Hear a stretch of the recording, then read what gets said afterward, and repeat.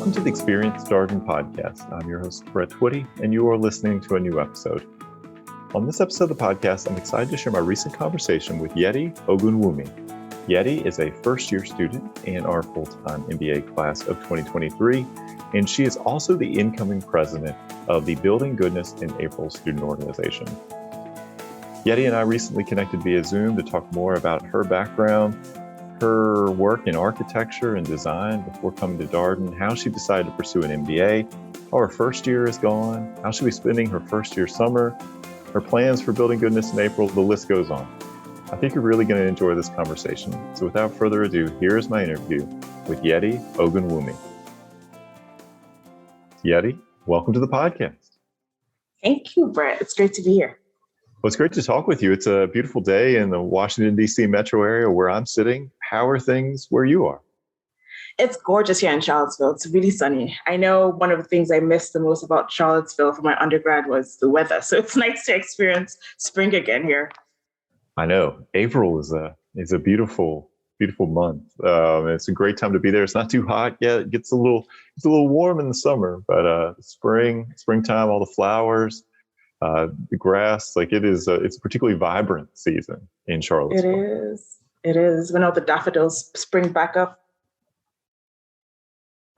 Maybe not always conducive to intense head down studying all the time. But hey, I think it helps with balance. It's like if you have to study somewhere gorgeous, sometimes you remember to look at the flowers. So I appreciate it. That's right. Well, it's great to talk with you. Your post-spring break now, you're taking electives as a first-year student. The first 3 quarters are core curriculum, and you have that spring break, and you come back and you start into your elective courses. How's class? How's everything going? Well, now it's great. Core was intense. So it's nice now to kind of be able to pick and choose what classes I'm taking. I was telling you earlier, right now I have 2 days of classes. So I bid so that I would have 2 days of classes and essentially a 5-day weekend, which has been awesome. It's been awesome to have time to myself, time to kind of pursue other things I love, such as art. So it's been really great. So when you say pursue art, does that mean, do you create your own art? Or you just enjoy going to art museums? Tell me what does that look like? Sure. So I'm actually also an artist on the side. So back home in Nigeria, I did some exhibitions. So since core, I haven't had as much time to kind of create again. So I'm going back into it right now. All right. So you got to tell us, what kind of art do you do? Sure.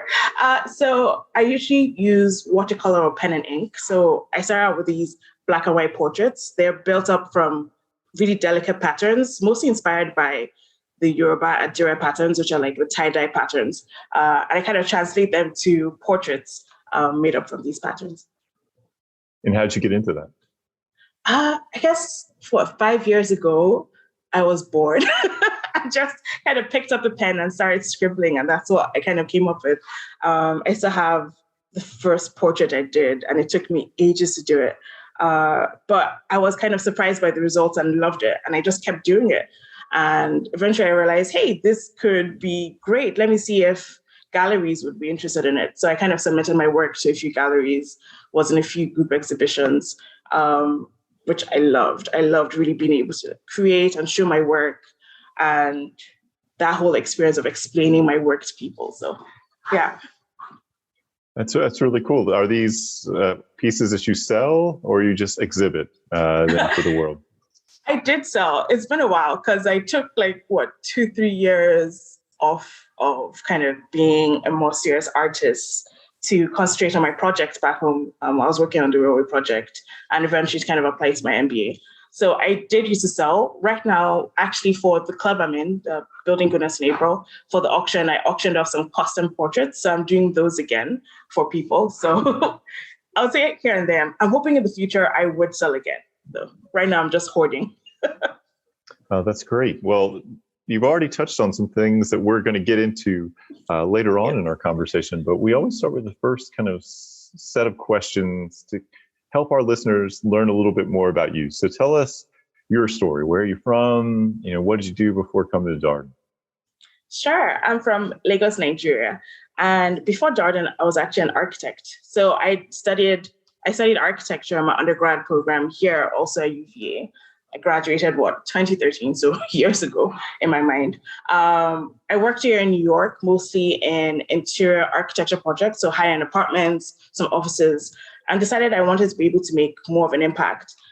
So I decided to return to Nigeria, where I started working with the consultant to the government on some railway projects. To give some context, Nigeria is kind of in the middle of developing the upgraded railway system. Well, technically upgraded for what we had before.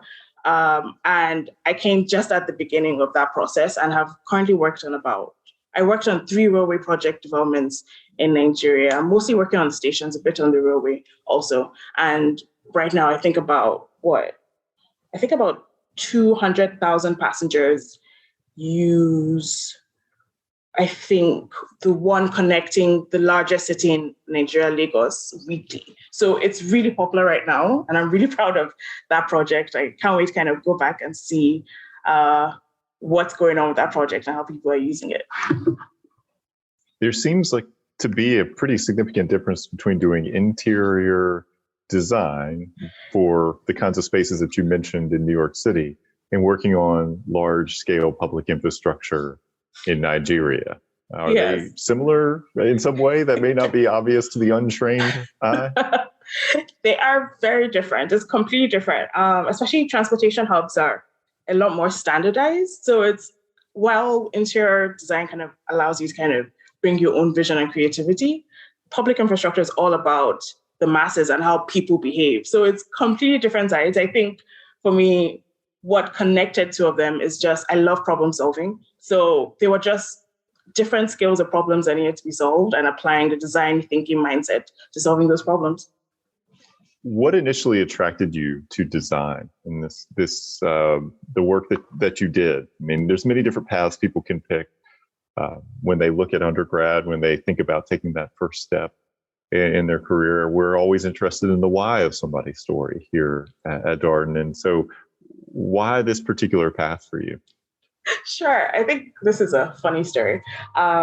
Anyway, because for me, my interests before undergrad, I loved arts. Like I've been drawing since I was, 3 years old or something. But I also loved science, like physics. I loved physics once I got introduced to it. I loved biology. And I was looking for a way to kind of marry those two things.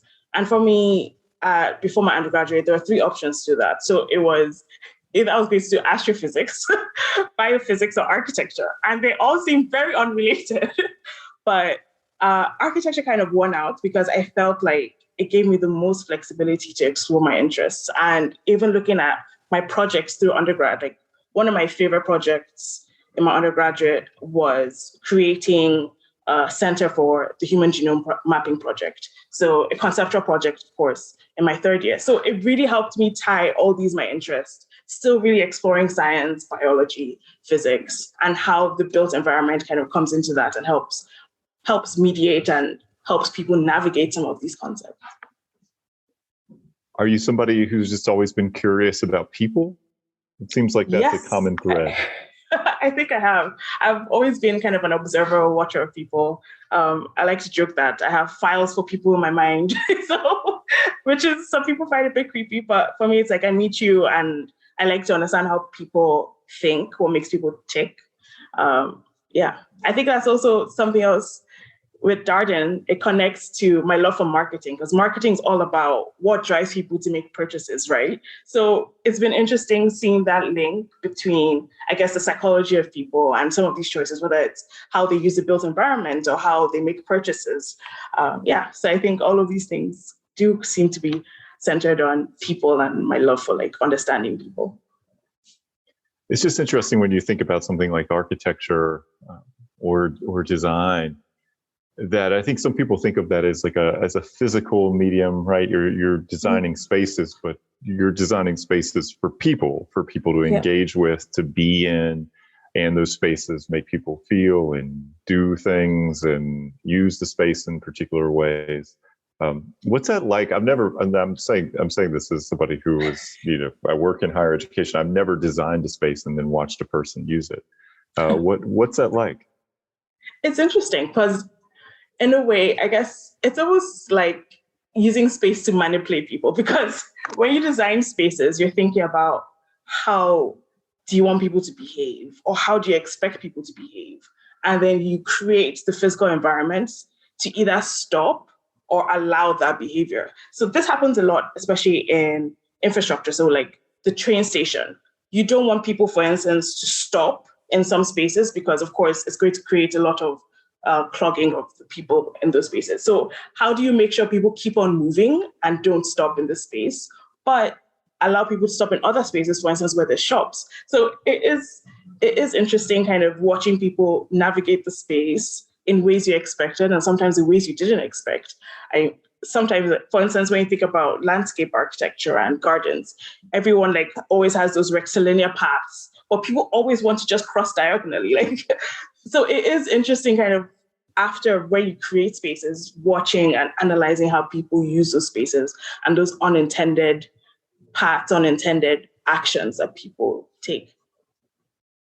Does having that background in architecture and design change how you look at space in the world? Like when you walk into a building, or when you're at Darden, or like any other space in the world, are you thinking about, what the person who was designing that was thinking?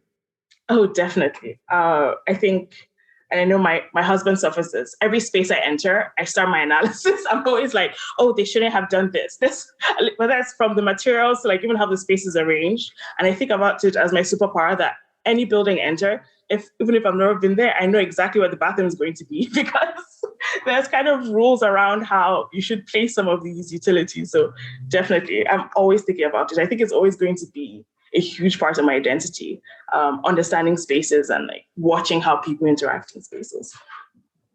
So you grew up in Nigeria. Was you coming to UVA your first time in the US, or had you kind of made your way here through some stops? Just curious. It was definitely my first time in the US. So it was interesting. I think also coming to Virginia, I remember I flew into New York and I moved to Virginia, and we drove with my family from New York to Virginia, and like how the landscape kind of changes from like this massive city to like the forestry in Virginia. It was gorgeous. I think it was almost fall. So like, no, I think it should have been summer. So all the forests around Charlottesville, that procession, I think I will always remember that drive. So it was very different from where I'd been living, what I'd experienced. Lagos is a big city, but of course, nothing compared to New York in terms of the height of the buildings. And I think we do have more people, but even just how the people looked. So yeah, it was definitely a very interesting experience and a very interesting contrast for me coming here.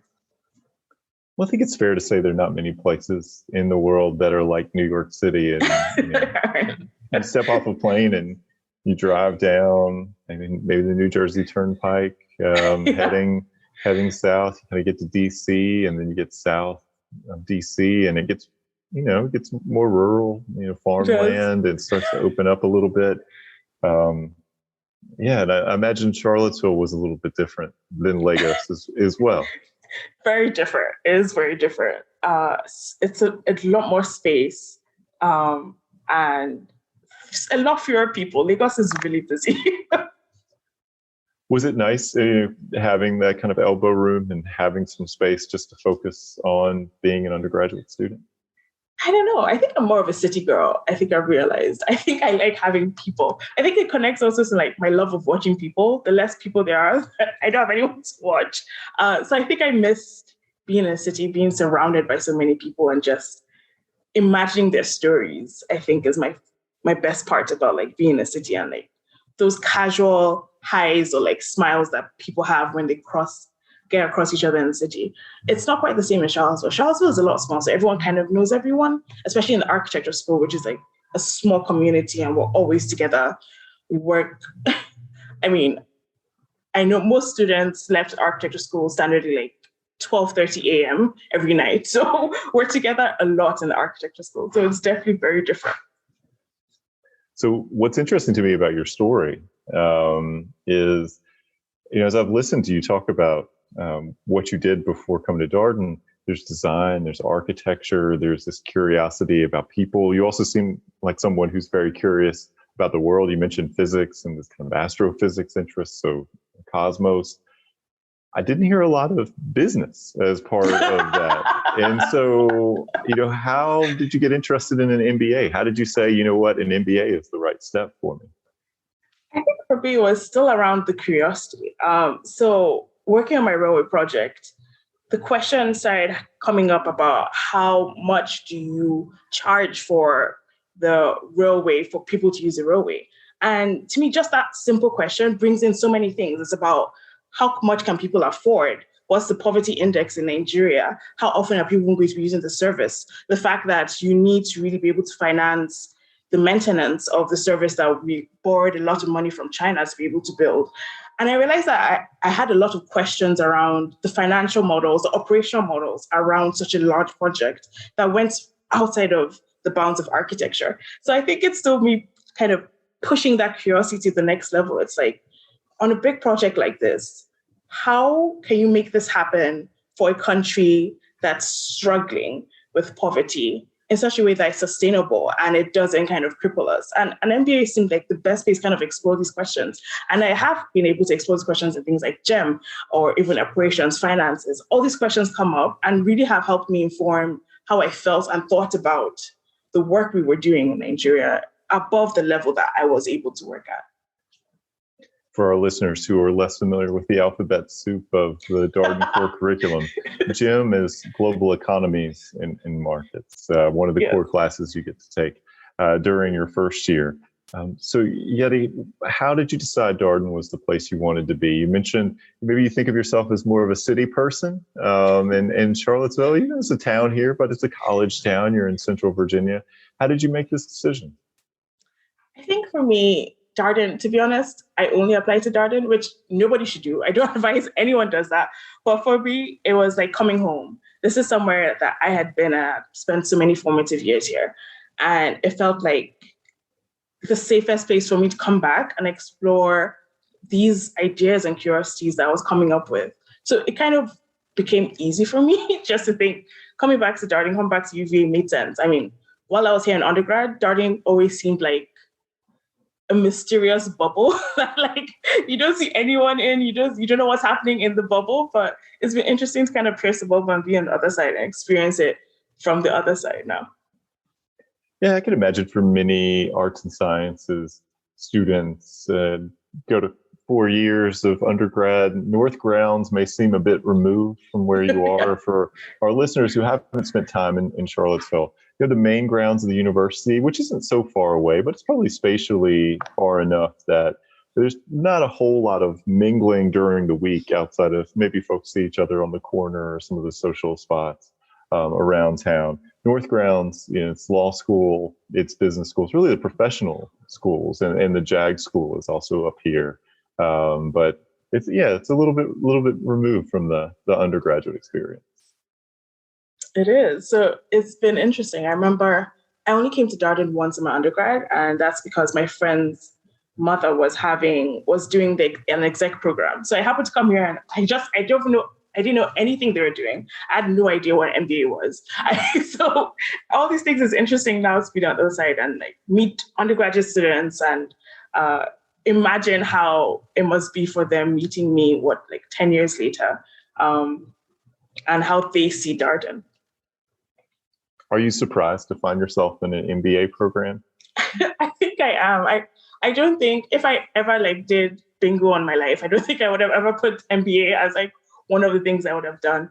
And it actually took some convincing for me to consider. I had a friend who worked in Nigeria for McKinsey.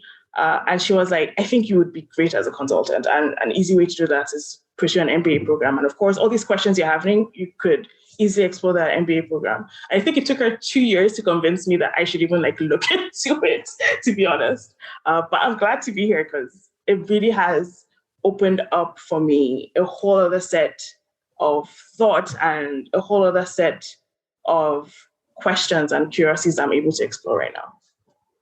So we started the conversation by talking a little bit about your first year. You're in electives now. It sounds like You've got a pretty nice schedule set up for yourself through the elective period. But the first year is both core curriculum and electives. What was it like, coming back to school, navigating a new curriculum, a new place. Talk to us about that experience. Sure, it was intense. I know because we have the International Students Orientation Program, and I think that was the first inkling of how intense Darden was going to be. Because I think for 3 days straight, we were in school, 7 a.m. to 7 p.m. for 3 days. And it was already a lot of adjustment from that point. But the thing about core for me is that they always say, and you hear this a lot, it's like drinking straight from a fire hose, because they really do immerse you in a lot of things. There's like, 3 cases a day that you have to be caught up on. And I think it was like 11 cases a week. So it's a lot of information from very different subjects kind of coming at you. But then I realized, because I also did Darden before Darden.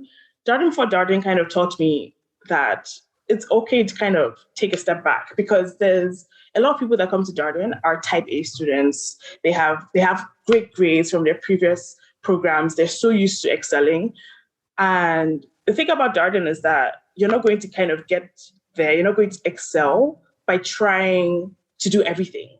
It's all about leaning on the community around you, leaning on your learning team, understanding that you're not going to be great at everything, and that's okay. And just being able to kind of keep going is a great goal and is more than good enough. So I'm glad that I'm kind of learning that now with my MBA, because after this, I'm doing consulting for my summer internship, and I'm sure it's going to be very similar structures where there's so much information coming at me, and just trying to pace myself and filter out this information and look at what's really important. That's one of the things, as I've talked to more and more people, both students and faculty, about the first year. One of the consistent themes I hear from faculty in particular is the intentionality in the design of the first year. So, keeping with this kind of design thread, I think, people do come on the podcast and talk about the work that they've had to do and the challenge that the first year core experience really presents. But there's something to being given a lot of information and having to synthesize that information quickly, feel like you don't have enough hours in the day, and like having to lean on other people and ask for help and work with your learning team. You can't do it all by yourself. And there's also something that feels very true to the professional journey that our students are on. Like, it doesn't get easier from here for anybody, right? You're only going to have more and more complex jobs and responsibilities, and you're constantly going to have to get up to speed on something very, very quickly. You're going to have to make decisions probably quickly with incomplete information. You're going to have to lean on others. You're going to have to ask for help. You're going to have to listen to the people who have subject matter expertise, ask good questions, and at the end of the day, make the best decision you can. All that feels very much aligned. Like the two things sound a lot like each other. Like, this is a good opportunity for you to practice all these skills. Definitely. And I think the earlier I realized that, the easier it became for me, because it's easy to think that them kind of throwing all these cases up at you is all about, you have to learn all of this, you have to have all the right answers. And if you approach it that way, you're going to get burnt out. That's just the truth. But understanding that all of the information they're throwing at you is an opportunity to really learn the skills you were just talking about, learning how to pick out the information that's relevant, learning to ask people that have experience in those spaces. In my learning team, for instance, I had someone that had a background in accounting, someone that had a background in finance. And that became crucial, because it's like, I don't have to struggle with the accounting case, because they have done this, they understand this. So even if I need help, it's very easy for them to jump in and be like, oh, this was my experience of this. This is what you need to do. That's the real lesson, I think, of the core program at Darden. It's not necessarily, yes, what you learn in finance, what you learn in operations is important too, but the real lesson is, how do you navigate a world where you have to make things happen when you're not perfect, when you don't know everything? I think that's the real lesson there. Yeah, I really appreciate that point, Yeti. And I think it's something I've thought a lot about as I've again, had these conversations, and also heard students kind of speak to their experience here on the podcast. I'm struck all the time by the extent to which many of the Darden faculty will say, trust the process. And that's something that students hear a lot. But it's funny. There's a lot of words you could have picked. You could have picked trust the work or trust the case. They trust the process. the experience, like there's an experiential component to that, right? It's the doing of the things, all of the things together, and the group of people you're progressing through this experience with. It brings you closer. I think it's probably fair to say that there's a lot of, whether it's within your section, your learning team, there's a lot of deep relationships that are formed by this sort of collective challenge. There's the feeling of accomplishment, but I think there's a lot of other life lessons, work lessons, it sounds like, that are disseminated along the way too. Definitely. So you mentioned your summer internship. It sounds like you're going to be working in consulting. Did you come into the program knowing that's exactly what you wanted to do, or was that an evolution? I think it was definitely more of an evolution. For me, I started actually the recruiting process with trying out 3 industries, so consulting, tech, real estate. And as time went and I kind of understood more about what was interesting to me in classes, or what's the kind of impact I wanted to have, or the kind of things I wanted to do, it felt like, at least for my summer internship, consulting would be the best place, because a lot of the things I'm curious about, like wanting to make impact, or like strategies around marketing, things like that, you can have very easily in consulting. So it felt like, for my summer internship at least, consulting would be the best place to start. Before my second year, I do plan to recruit, because I do want to try for tech again. I think tech might be interesting, because I think it's interesting, but it's very hard for me to kind of come from the scale of building like infrastructure projects to kind of the scale of impact of consulting. It's so different that it's something I'm struggling with a little bit. And I'm hoping I could find that the kind of impact that I had, some degree of that in tech. So that's something I'm kind of wrestling with. Well, for our prospective student listeners, I think it's important for them to know it's not just about your internship. The internship is a way of testing basically a hypothesis. This is what I think I'd like to do.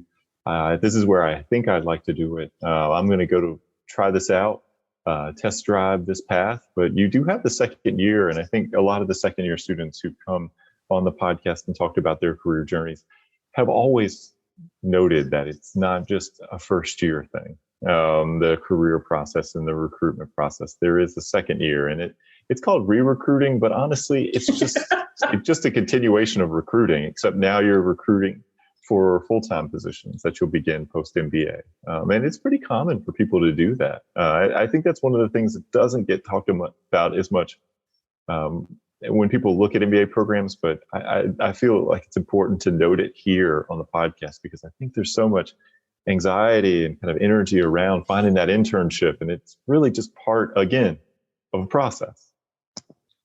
Exactly. I know during recruiting, I got so stressed out trying to find an internship, because there's a lot of pressure. I mean, it feels like sometimes the internship is like do or bust. Like, you don't get the best possible internship, it might feel like you have failed, but that's not the case, because like you said, it is just you testing this thing out. Because for all I know, I could go through the internship and realize, hey, maybe consulting is not for me. So, but I love the opportunity to kind of have that internship and really understand, kind of like dive into something very different for anything I've done before, and know that I still have options my second year to explore other areas. Totally true. And I think that's an important thing for anybody listening to the podcast to keep in mind. Now, one of the things that's also true that we talk about a bunch here on the podcast is, as people move into their second year, they begin to take on leadership roles within clubs and organizations. They are choosing a bit more how they're going to spend their time, particularly as they choose electives and they're pursuing extracurricular activities, other things that they're passionate about. You are involved with Building Goodness in April. Tell us a little bit more about your role and what this organization is. Sure. So I'm going to be the president of Building Goodness in April, which I'm very excited about. This is going to sound really geeky, but my application to Darden, I wrote about Building Goodness in April, that I wanted to be involved. So let's call this a self-fulfilling prophecy. And basically, Building Goodness in April is a nonprofit organization that raises funds from the Darden community to help renovate low-income homes around Charlottesville. I think we've been going on for about 30 years, and we're under a parent organization as Building Goodness Foundation. So right now, like for instance, the past 2 weeks ago, we did a build where we had 7 homes renovated around Charlottesville. So essentially on that day, we have contractors come in and we also have students. Contractors did everything from renovating bathrooms, renovating roofs. We even made sure a home that had no heat, which was terrible, had heat put in. And volunteers would come in, whether it's clearing the yard, helping them clear out trash, and do a lot of these things for people in the community. And I think also with the past year with COVID, the impact of COVID on Charlottesville community has been huge. And this really showed during the build. A lot of people either lost family members or kind of still battling with a lot of sickness and could not do a lot of these renovation projects on their own. And that's where Building Goodness in April comes in. With Darden funds that we raise during the year, we apply it towards renovating those homes. I can imagine, given your background in design and architecture and your desire to have an impact, you just mentioned this, and when you're talking about your career path, is that what led you to be the president of this organization, or was there something else that was on your mind? I think it's definitely has to do with my background, because for me, it's about how can I bring myself and what I'm passionate about to my Darden experience. And from the moment I kind of read what Building Goodness in April does, it felt like this was the perfect synthesis of all that, because I'm helping people and it's still with the built environment and it's with homes, because homes are so intimate to people. Homes are people's rest, people's safe space. So how could we help them have better safe spaces that really could improve lives so much? So I think that's really what pulled me to it. The responsibility of being president is scary sometimes, but when I think about the good I want to do and I hope I can do, I think it will make it all worth it. Yeah, to me, it's a wonderful example of the community in action. We get this question all the time from prospective students about how do Darden students have an impact on the Charlottesville community? What opportunities for community engagement are there? And I think of this organization and the community consultants of Darden as maybe two of the best examples. Definitely. And weirdly enough, I was actually also on community consultants of Darden, because that was the question I had coming in, because knowing from my experience at UVA undergrad and feeling like Darden was a bubble, I was always concerned about how is Darden engaging with everyone else. So BGIA, Building Goodness in April, and community consultants of Darden seemed like two really great ways to really get myself out of that bubble and remember that there's people all around us that we could be helping, because being in Darden is a place of privilege. And anytime we're in privilege, I always want you to be able to remember that there's other people that I could be using my privilege to help, to support, to make life better for. That's a great point. I think the other thing that's important about community service and community engagement is I do think there's a tendency for all, professional school students, graduate students, undergraduate students, you get locked into thinking like this is the world. This is how the world operates, and this is the most important thing in the world. And then you kind of get out of that, right? Whether it's through volunteer activity, service, just something that kind of gets you out again of just the higher education bubble, just generally. And I do think that perspective is really helpful. It's really important for students because it can help bring much needed context at a time where you may be thinking that the thing that you're doing is so very important. And it's not to diminish its importance to you, but to recognize there's a bigger picture out there. Definitely. I think that kind of points exactly to what my goal is for BGIA this year, to help Darden community connect to the larger Charlottesville community and even like the global community even more, because we have so much opportunity, whether it's through DWC. I know when I was in my undergrad architecture project, we had a project where we went to Ghana and did some built projects there. So there's so many opportunities for Darden students to really connect. And I want BGIA to kind of be the vessel to allow that to happen. Any other plans that you have or things that you're excited about when you look forward to your second year? It could be with Building Goodness in April. It could be something else that you're really excited about. Sure. I kind of on some other boards, which I hope I'm not going to regret next year, but the Darden African Business Organization. So I'm going to be the VP operations, and I'm excited about basically the African community at Darden is growing exponentially. I think this year we had like 12 Nigerians, and next year it seems like it's going to be even a lot more African students. So really helping prospective students from the African continent know that there's a place here for you at Darden, and there's people that will have your back and have gone through it and are here to support. And I'm also going to be part of the Darden Business Innovation and Design Organization because, of course, I love design. So I'm excited there too to bring kind of my background and my experience to help Darden students that have more creative mindsets or more design-minded things they love to do, have a space to do that. Yeah, we started talking about art and creativity, and it's interesting. It reminds me of an office hour conversation we had with Ed Freeman back during the summer. And he talked a lot about the importance of creativity for MBA students or just for people generally, about how valuable it is to have that kind of outlet. I imagine that resonates with you. Oh, definitely. I think another thing that core made me realize is that I do not survive well without some creative outlet. And you're going to learn so much about yourself during core, but I think now it's really helped push me to be like, I need to make time to do this because creativity just allows you to really express yourself emotionally. There aren't too many other spaces where you can be completely yourself and just let yourself go outside of like creative outlets. So I'm really trying to build it back into my schedule and make sure that I keep creating and keep, I guess, pushing my art and all the things I love. Have you been able to find other artists in the Darden community? I mean, not really, weirdly enough. I have found other art enthusiasts. Like I know someone that, for instance, worked for Christie's. So there's a bunch of people that like kind of have worked in the art world. Also, we have like someone that was a professional. I think he played the cello professionally. So, but not someone that's like a professional like, artist. Weirdly enough, I feel like my background is like I haven't met any other architect. There's nobody else. I don't know anyone that was an architect in Darden. I don't know anyone that was an artist either in Darden. So sometimes it feels like my background is very, very specific in Darden.